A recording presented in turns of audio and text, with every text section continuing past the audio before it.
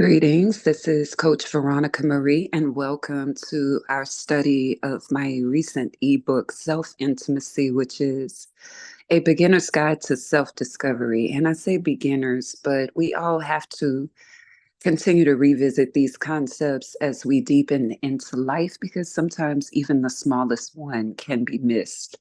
My name is Coach Veronica Marie. And I'm a fitness coach, a nutrition coach, an emotional wellness coach, and a feminine wisdom mentor. And I'm passionate about helping women live healthy and happy lives. I do that by offering one on one coaching, courses, online courses. Of course, there's my ebook. I have various groups online. And so you can check out my website at veronicamarie.com to see how we can work together.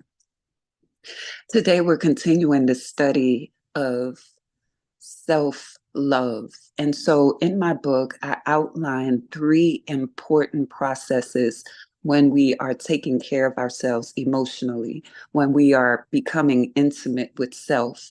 Now, the reason that we're focusing on self is not because we are these beings that don't need anybody, but it's quite the opposite. We're focusing on self so that we can operate in self empowerment and wholeness so that when we connect with others in ways that promote ease and flow and beautiful moments rather than focusing on heaviness, dependence, and problems. So, the three processes that I highlight are self acknowledgement, self understanding, and integration. I find that a lot of people find self acknowledgement to be the easiest because it's the first step, right? To acknowledge that you feel anything is a step in the right direction. And so, not only acknowledging that you feel something, but knowing what you feel is important. So that's part of self acknowledgement. And in this book, I bring you through all three of these processes. Right now, I'm introducing it. The second step or process in self love, in self intimacy, right, is self understanding, not only acknowledging that you feel something, but also knowing what you feel, and then self understanding why you feel it. Now, that's a little bit tricky because sometimes we think we feel a way because someone did something. Well, that's why we need to continue in this book so that we can understand that how we experience others has to do a lot with our internal processes. And that's where we move into self understanding. And then there's the third part. I don't hear a lot of people talking about this third part. If they even make it to self understanding, that's beautiful, but I hardly hear the integration piece. And so I love to talk about what this means for life and what we can do to help ourselves, number one, feel more validated, more confident, more autonomous, freer, more authentic, and such. In self understanding, it's important to increase your emotional vocabulary.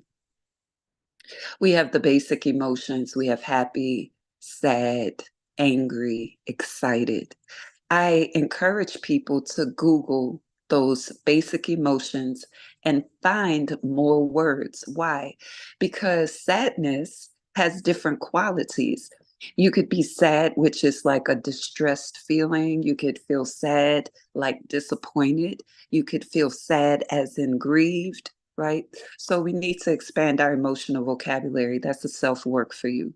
Angry, we can be enraged, we could be resentful, we can be mad, so there are different qualities of anger. I love for you to take a personal practice in increasing your emotional vocabulary for self acknowledgement and also do a little bit of research on each basic emotion to see what they really are. Like, what is anger? What is sadness? What is happy? What produces these feelings? There's psychological studies that can help you.